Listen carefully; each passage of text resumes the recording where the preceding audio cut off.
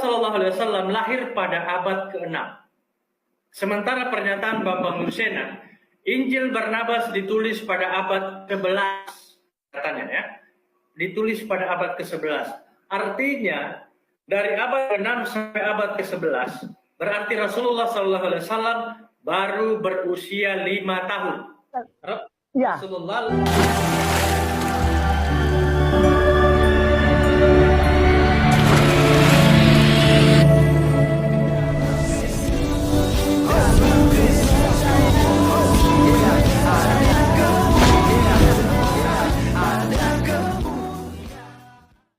Salam Elechem Bisem Yeshua HaMashiach. Salam damai sejahtera di dalam nama Tuhan Yesus Kristus untuk kita semua. Teman-teman sekalian, kalau kalian memperhatikan baik-baik dan mendengarkan baik-baik dari cuplikan tadi, kita menemukan ya kegoblokan dari kedua ustadz ini, baik Ustadz Aristo dan Ustadz Ahmad Kainama.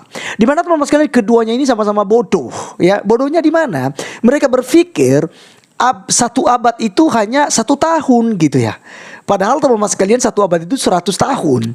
Dan teman-teman sekalian, tanpa panjang lebar, kita langsung saja untuk mendengarkan video mereka yang ada berikut ini.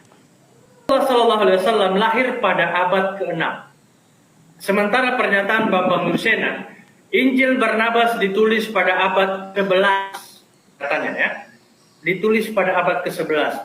Artinya, dari abad ke-6 sampai abad ke-11, berarti Rasulullah SAW baru berusia 5 tahun. Ya. Rasulullah lahir abad ke-6. Iya. Dan Dr. Bambang Nursena, Injil Barnabas ditulis pada abad ke-11. Berarti Rasulullah usia 5 tahun. Nah, Iya. teks yang ditemukan itu ditulis pada abad ke-11. Nabi Muhammad lahir pada abad ke-6. Berarti Nabi Muhammad sampai ke abad ke-11 baru usia 5 tahun berarti.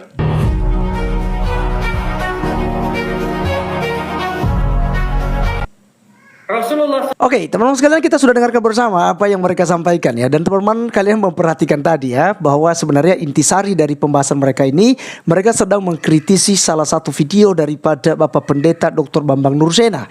Di mana teman-teman sekalian, Dr. Bambang Nursena ini menjawab tuduhan-tuduhan daripada polemikus muslim, bahwasanya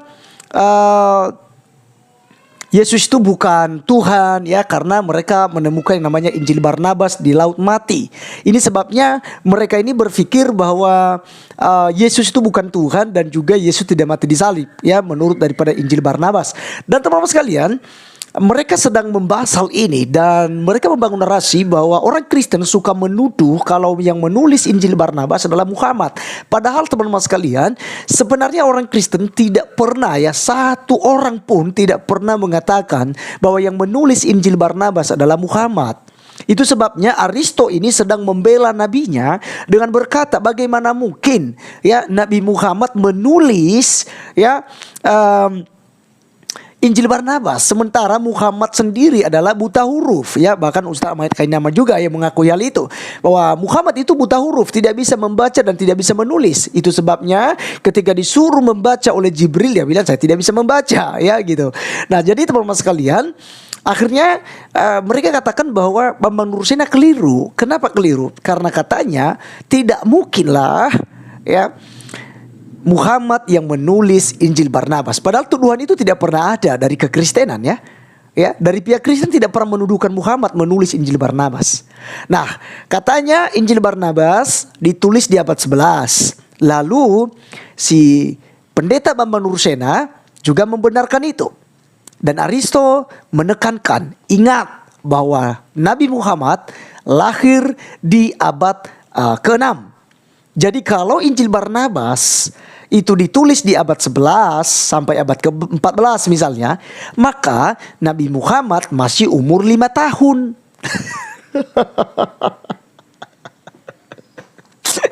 Katanya mu'alaf itu cerdas-cerdas. Coba bayangkan sendiri teman-teman sekalian, satu abad itu 100 tahun. Jadi dia pikir ya, dia mengulangi 3 kali nih. 3 kali dia mengulangi kesalahan yang sama. Ustaz Ahmad Kainama juga, oh iya, Muhammad masih umur 5 tahun di situ. Sementara abad ke-6 sampai abad ke-11 itu ada 600 tahun jaraknya. 500 tahun jaraknya teman-teman sekalian. Ya, 500 tahun, bukan 5 tahun. Karena satu abad itu 100 tahun, bukan 1 tahun. Jadi Aristo ini memang benar keliru teman-teman sekalian. Tapi sok tahu.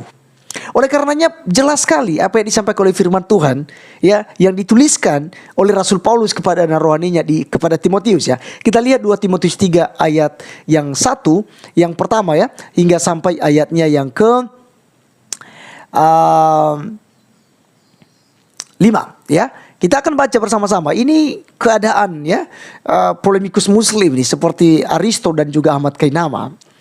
Alkitab katakan begini, keadaan manusia pada akhir zaman. Ketahuilah bahwa pada hari-hari terakhir akan datang masa yang sukar. Manusia akan mencintai dirinya sendiri dan menjadi hamba uang, ya. Mereka akan membual dan menyombongkan diri. Mereka akan menjadi pemfitnah. Ya, seperti Aristo tadi katakan bahwa orang Kristen menuduh Muhammad yang menulis Injil Barnabas, padahal itu tidak pernah ada. Mereka akan berontak terhadap orang tua dan tidak tahu berterima kasih, tidak mempedulikan agama. Ya, jadi menghina-hina agama itu. Oh, kafir, agama itu kafir dan macam-macam, ya. Agama Kristen itu memang agama bodoh dan macam-macam, ya. Ini tidak mempedulikan dan tidak menghargai agama itu sendiri, ya. Tidak tahu mengasihi. Nah, ini yang jelas-jelas ada pada mereka. Tidak tahu mengasihi, tidak mau berdamai, suka menjelekkan orang, tidak dapat mengekang diri, garang, tidak suka yang baik, suka mengkhianat, tidak berpikir panjang, berlagak tahu, lebih menuruti hawa nafsu daripada menuruti Allah. Secara lahiriah mereka menjalankan ibadah mereka, tetapi pada hakikatnya mereka memungkiri kekuatannya. Jauhilah mereka itu. Nah, teman-teman sekalian, orang-orang seperti ini kita harus jauhi, seperti Aristo dan juga Ahmad Kainama. Ya, mereka suka mengkhianat, tidak berpikir panjang. Dia berpikir bahwa dari abad ke-6 sampai abad ke-11 itu hanya 5 tahun. Makanya dia katakan nabinya baru berumur 5 tahun. Mana mungkin bisa menulis Injil Barnabas. Nah, teman-teman sekalian, saya juga perlu tekankan bahwa mereka berdua ini suka sekali menggunakan kitab Injil yang ditemukan di abad yang ditemukan di Laut Mati, ya, yang ditulis di abad 11 ini, yaitu Injil Barnabas, di mana di sana dikatakan bahwa Yesus bukan Tuhan. Bahkan Yesus lahirnya di bawah pohon kurma, kemudian Yesus tidak mati di salib tapi diserupakan. Ya, itu semua berada di Injil Barnabas. Nah, ini yang mereka selalu kutip, ini yang selalu mereka gunakan untuk menyerang kekristenan. Jadi dengan cara mereka sendiri akhirnya mempermalukan diri mereka sendiri dan ajarannya gitu, ya. Karena memang ajarannya ya hanya suka untuk mengkhianat saja dan juga menjelekan orang, menjelekan agama lain, kafir dan macam-macam. Ini yang mereka lakukan. Jadi teman-teman sekalian, mari jangan kita tiru seperti apa dilakukan oleh mereka yang suka menghujat kekristenan. Mari kita berdamai, mari kita bisa mengekang diri, kita rendah diri, kita rendah hati, jangan sombong gitu, ya. Karena segala sesuatunya kepunyaan Tuhan. Jadi apa yang kamu sombongkan dari apa yang kamu punya itu, ya. Jadi oleh karenanya mari kita saling menghargai, kita mengasihi, dan juga kita saling, ya, bergandengan tangan untuk memajukan Indonesia yang kita cintai ini. Terima kasih teman-teman sekalian. Saya Arif Gula undur diri. Sampai ketemu di video saya berikutnya. Tuhan Yesus memberkati. Salam.